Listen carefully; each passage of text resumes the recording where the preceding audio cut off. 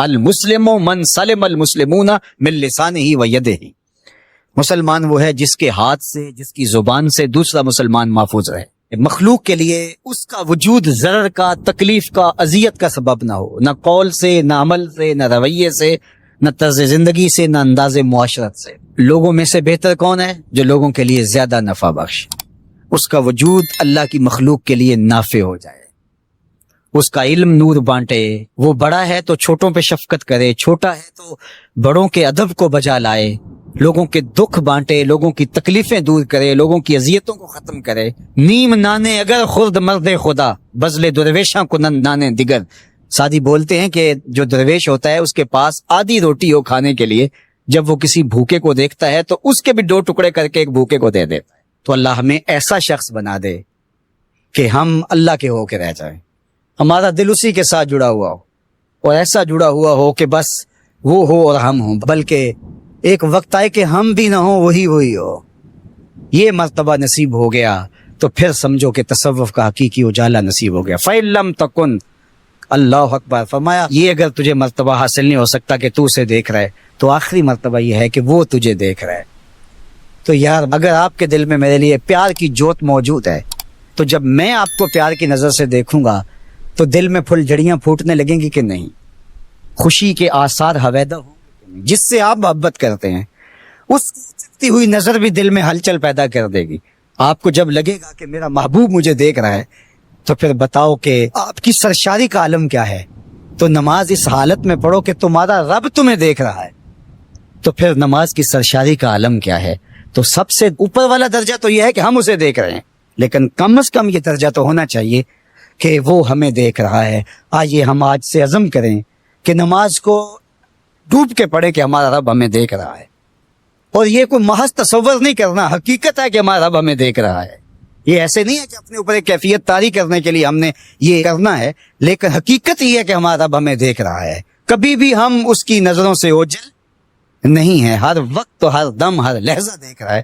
تو جب وہ دیکھ رہا ہے تو ہمیں یقیناً اپنے آپ کو منظم اور مرتب کر کے، تمام بری خصلتوں سے دور کر کے، پورے خشوع و خضوع کے ساتھ اس کے حضور پیش ہونا چاہیے۔ المسلم من سلم المسلمون من لسانہ و یدہ، مسلمان وہ ہے جس کے ہاتھ سے، جس کی زبان سے دوسرا مسلمان محفوظ رہے۔ مخلوق کے لیے اس کا وجود ضرر کا، تکلیف کا، اذیت کا سبب نہ ہو، نہ قول سے، نہ عمل سے، نہ رویے سے، نہ طرز زندگی سے، نہ انداز معاشرت سے۔ لوگوں میں سے بہتر کون ہے؟ جو لوگوں کے لیے زیادہ نفع بخش ہے، اس کا وجود اللہ کی مخلوق کے لیے نافع ہو جائے، اس کا علم نور بانٹے، وہ بڑا ہے تو چھوٹوں پہ شفقت کرے، چھوٹا ہے تو بڑوں کے ادب کو بجا لائے، لوگوں کے دکھ بانٹے، لوگوں کی تکلیفیں دور کرے، لوگوں کی اذیتوں کو ختم کرے۔ نیم نانے اگر خرد مرد خدا، بزل درویشاں کنند نانے دیگر۔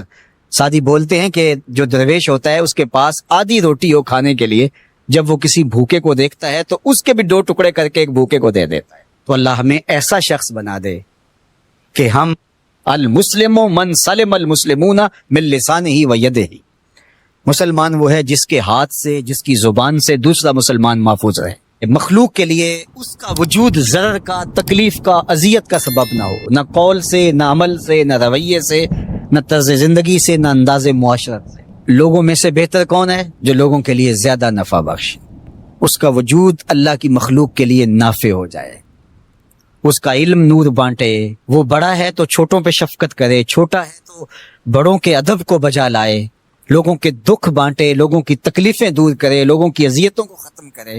نیم نانے اگر خرد مرد خدا، بزل درویشاں کنند نانے دیگر۔ سادی بولتے ہیں کہ جو درویش ہوتا ہے اس کے پاس آدھی روٹی ہو کھانے کے لیے، جب وہ کسی بھوکے کو دیکھتا ہے تو اس کے بھی 2 ٹکڑے کر کے ایک بھوکے کو دے دیتا ہے۔ تو اللہ ہمیں ایسا شخص بنا دے کہ ہم اللہ، ایک ہوتا ہے کہ کسی کا عرفی نام وہ بھی اچھا ہو اور اس میں کوئی حرج نہیں ہے، یعنی ایک تو اس کا اصلی نام ہے اور ایک عمومی طور پہ پکارنے کے جیسا نک نیم جس کو کہہ دیا جاتا ہے، تو اس میں کوئی حرج نہیں ہے۔ اور وہ تو حضور علیہ الصلوۃ والسلام کے دادا محترم نے حضور کا عرفی نام رکھا ہوا تھا، جب لاڈ سے پکارتے تو کہتے یا اب یادو، اے گورے رنگ والے۔ تو کسی کا ایسا نام رکھ لیا جائے، اور عمومی طور پہ ہمارے ہاں عرفی نام چلتے ہیں پنجابی کلچر کے مطابق، پپو ہے، مٹھو ہے، اس طرح کے کتنے نام چلتے ہیں، تو کوئی حرج نہیں اس کے اندر۔ کسی کو چندہ کہہ دیا جائے تو یہ اس میں کوئی حرج نہیں ہے، تو یہ اچھے نام ہیں اگرچہ یہ عرفی ہے۔ لیکن خوبصورت لفظوں کو بگاڑ کر کے عبد الرشید کو چھیدا کہہ دیا جائے تو یہ بڑا عجیب، عبد الکریم کو کریمہ کہہ لیا جائے تو یہ عرفی نہیں ہے، یہ الٹے ہیں. یہ اصل نام کو بگاڑ کر اس کی حیت تبدیل کی گئی ہے. تو جو عرفی نام ہے وہ کوئی الگ سے ہو لیکن وہ خوبصورت، اس میں کوئی حرج نہیں، اور وہ رکھ لینا چاہیے، بلکہ بیوی کا بھی رکھ لینا چاہیے.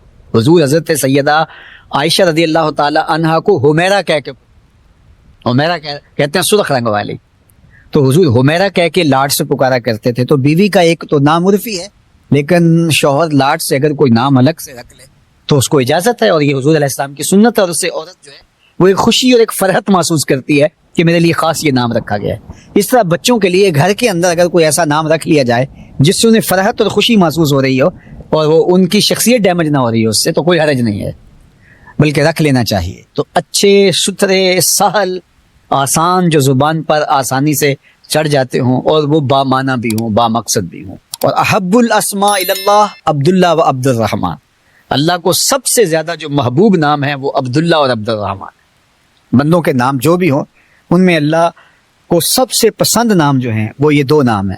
کسی کا نام عبداللہ رکھا جائے یا عبد الرحمن رکھا جائے، عبداللہ رکھا جائے یا عبید اللہ رکھا جائے یا عبید الرحمن رکھا جائے. عبد کی تصغیر عبید ہے، اور اس طرح عبداللہ رکھ دیا جائے یا عبید اللہ رکھ دیا جائے، عبد الرحمن رکھ دیا جائے یا عبید الرحمن رکھ دیا جائے، یا اللہ کے جتنے بھی صفاتی نام ہیں ان کے ساتھ عبد کی اضافت کے ساتھ کوئی نام رکھ لیا جائے. اور پھر دوسرا حضور کے نام، سمو باسمی، فرمایا میرے نام پہ نام رکھو. حضور کے متعدد اسماء ہیں، ان اسماء میں سے کسی اسم مبارک پر اپنی اولاد کا نام رکھ لیا. اللہ اکبر. علماء نے لکھا کہ جس دسترخوان پر محمد نام کا بچہ ہوگا اللہ اس دسترخوان پہ برکتوں کا نزول. سیرت حلبیہ میں امام برہان الدین حلبی نے لکھا ہے کہ قیامت کا دن ہوگا تو اللہ آواز دے کے پکارے گا یا محمد. تو اس نام کے جتنے لوگ ہوں گے محمد نام کے تو وہ اس آواز پہ لپکتے ہوئے دوڑ پڑیں گے.